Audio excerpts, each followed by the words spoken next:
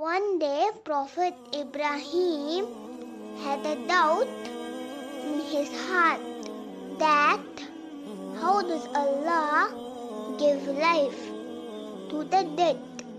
As he was a prophet, he asked Allah to show him how He gives life to the dead.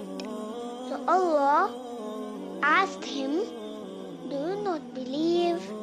Ibrahim salam said, "Yes, indeed, I believe, but to satisfy my heart."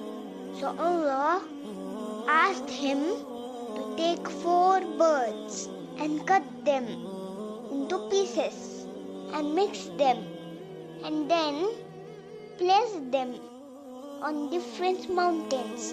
Then Ibrahim salam was asked to call the bird in the name of Allah, and when he did so, the path of those 4 birds started flying and fixed up as a body and came up as live birds to Ibrahim salam, just as they were before being cut.